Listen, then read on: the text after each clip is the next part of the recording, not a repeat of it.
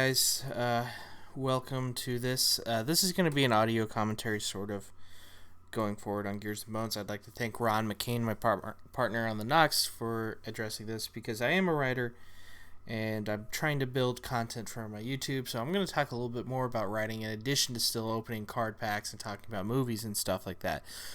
It just the writing portion, watching me write a new comic is kind of boring, and so someone you guys have always asked about is Gears and Bones, and this is issue 1. I'm going to talk a little bit about it because issue 1 is the perfect issue to kind of go over the rule. Every comic is someone's first comic. Make sure that it's understandable. And this comic, you can tell the difference between issue 1 and the rest of the 6 issues just based upon how they're written. It starts off, it's a good start. William did a great job. William was the original writer. I came in at the end right before it went to print, and I took over the series after that. So this is the cover by Montos. We're going to go on. This is the credits page. This is pretty much world building. It goes into the details of what it is. It's basically, this is the one ring to rule them all setup, sort of, for Gears and Bones. He's got this weird eye, a steampunk bunny, cool sideburns, and this is kind of like the money shot. He's coming around, and this is kind of where we make our first mistake. There's like no idea who's going on, who any of these characters are. They should be introduced already, but this is a great fight scene introduction. Montos, as you'll see throughout the series, Montos does a great job with the fight scenes and everything, but this is a really cool, it's a sleeping dragon and the entire village is built on him, and it's pretty badass. So anyway, this is where we get to it. We see a big fight between Quantrell and Bones.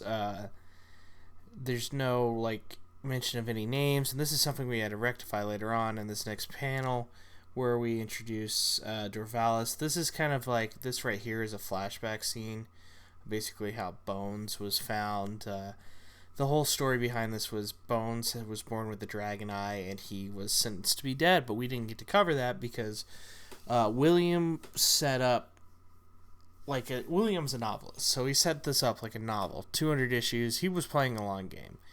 We had to play a short game. We didn't know how many issues we got, and we only got 6 issues. And I did a lot of planning for issues past this that just never really got off the ground.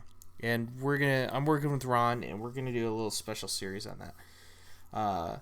So anyway, we get introduced to Dorvalis here, who's a snake who works for the dragon. I want to say the Dreamer. He's like a dragon king, so he's like a celestial being of a dragon. Basically, we're the Age of Dragons right now, and this is kind of like a Final Fantasy mixed in with a Game of Thrones feel, mixing with some bunny archetypes and stuff like that.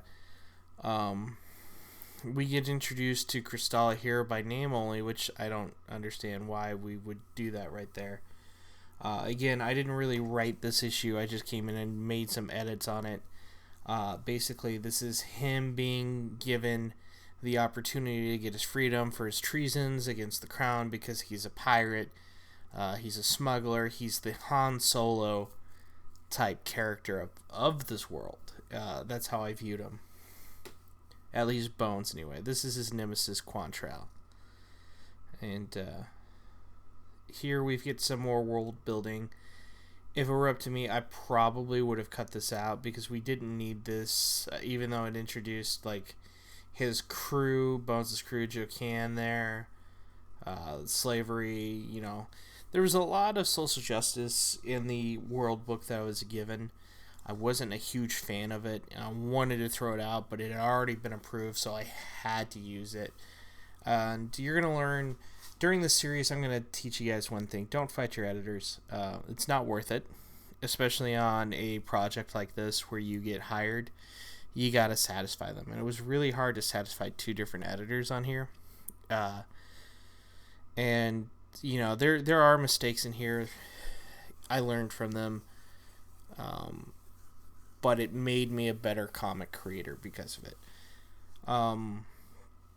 So there was way more social justice in the book, and I kind of ripped it out.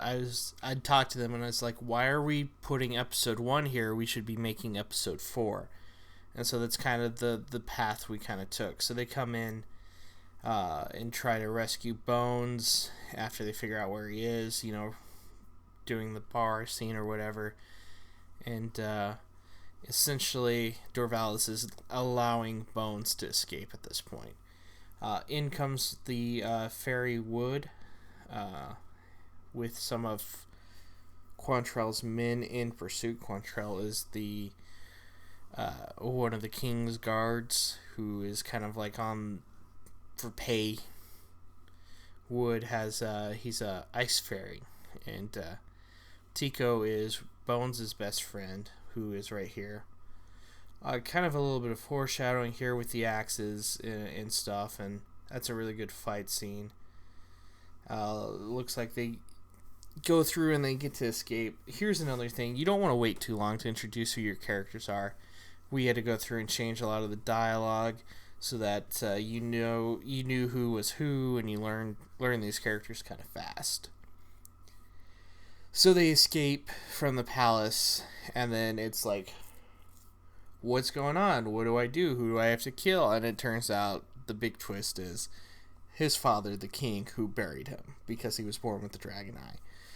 And so when you're doing stuff like this, again, you gotta satisfy people. In this one, we were literally about to go to print. I didn't have a lot of time to change anything, and the story arc had kind of already been approved. And then by issue 3, I kind of started to get my way a little bit, and we'll explore that a little bit when we get to issue 3 and 4, because there's a lot of stuff that I'm very proud of that happens in issue 3 and 4, and that'll be in the future. But yeah, you can see this. Montes did a great job. Wes did a great job coloring with Tony Galvan. This was a really fun world to explore, and I wish there was more for me to do in this world. Unfortunately, I don't see that happening anytime soon. So we're going to go through, and we'll just go through this, and like I said, we'll talk more about the creative process. And thank you so much. I appreciate it. Don't forget to like, comment, subscribe. I'm giving away a Detective Pikachu Blu Ray DVD, so don't forget to subscribe, because I'm giving away that at subscriber 300. So thank you so much. Share the video.